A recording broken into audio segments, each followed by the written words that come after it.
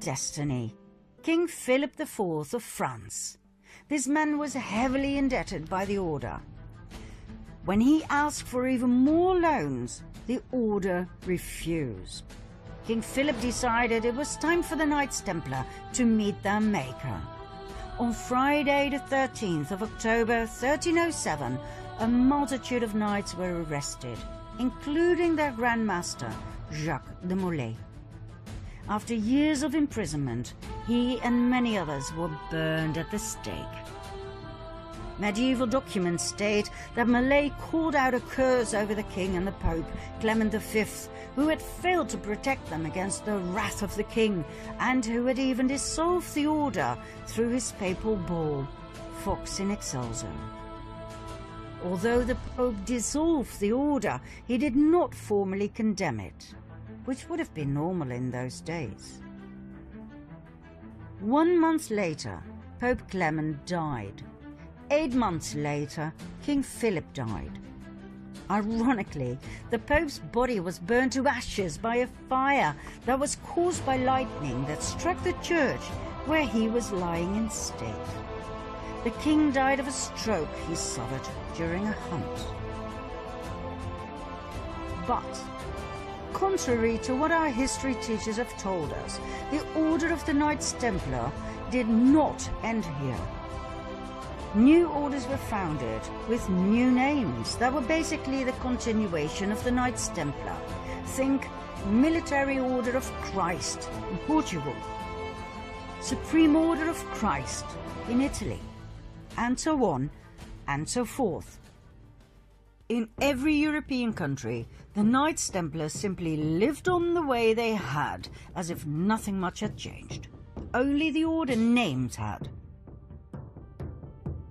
The Order of the Rosicrucians appeared, founded by Christian Rosenkreuz, a German aristocrat.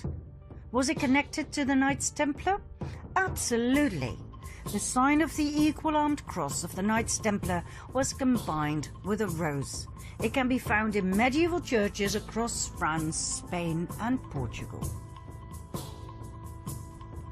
Yet another secret order was founded in 1534. 2 centuries, 2 decades and 2 years after the official dissolution of the Order of the Knights Templar, the Jesuit Order. The Jesuit Order was a Catholic religious order founded in Paris. Make no mistake though, the Jesuit Order was not an order of pious monks worshipping Jesus from within the walls of their safe monasteries. It was a military order of extremists who had sworn an oath of absolute submission and obedience to the Pope and to their superior general. Let's have a look at their initiation oath. I declare that I have no opinion or will of myself, but without hesitation I will obey every command I receive from my superiors in the Pope's and Jesus Christ's militia.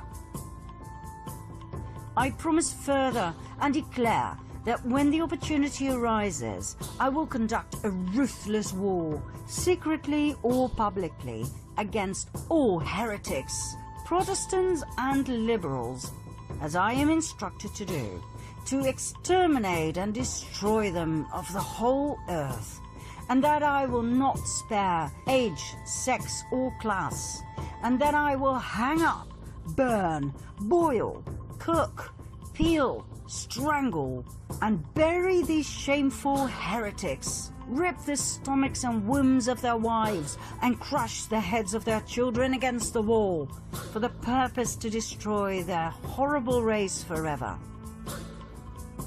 If this cannot be done openly, I will secretly administer the cup with poison, the strangling rope, the steel of the dagger, or the leaden bullet, regardless of the honor, rank, dignity, or authority of the person or persons, as I will at any time be instructed by an agent of the Pope or superior of the Brotherhood of the Holy Faith of the Order of Jesuits.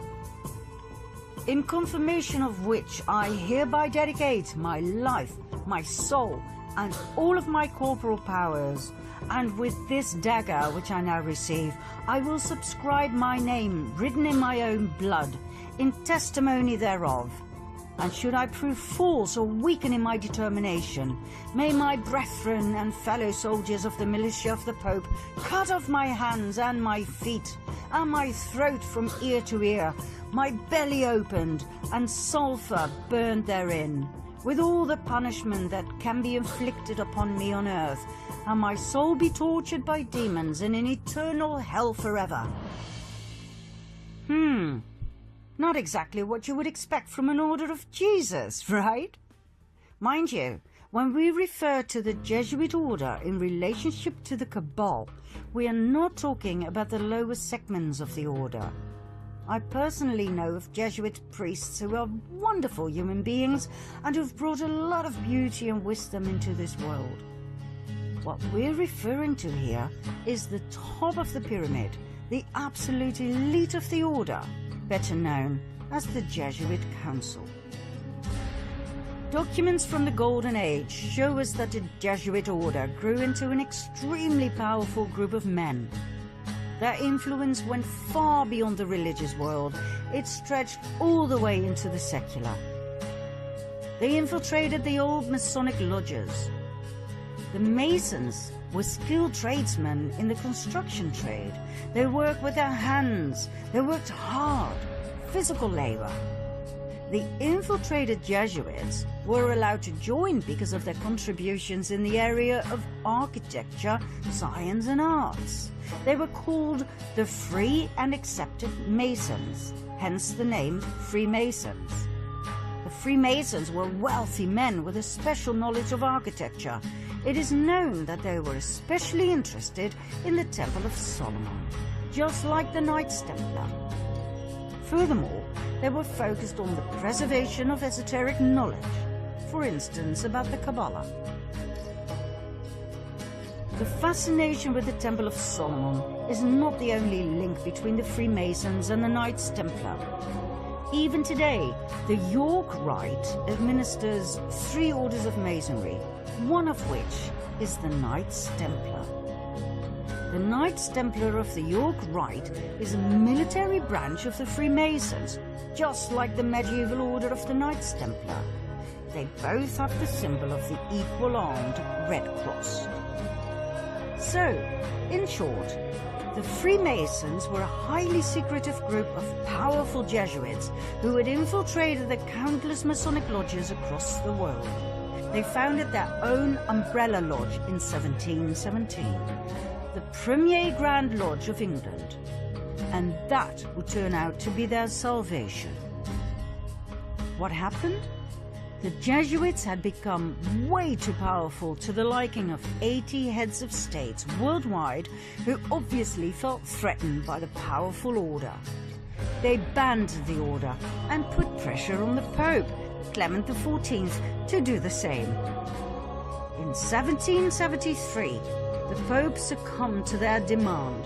He promulgated the Dominus Ac Redemptor, the Bull of Extinction, that put an end to the Jesuit order. It seems indeed history repeated itself. But guess what? It didn't end there. Just like the Knights Templar before them, they continued using another name. In this case, the Freemasons. 1 year after his betrayal of the Jesuits, Pope Clement was murdered by poisoning. Just like the Luciferian Khazars, the Jesuits too, and their predecessors like the Knights Templar, had a taste for revenge. Now, we promised that our 2 storylines would come together at an historical event that would massively impact the world. We have finally reached that point. Do you want to know what happened? Follow me to part 2.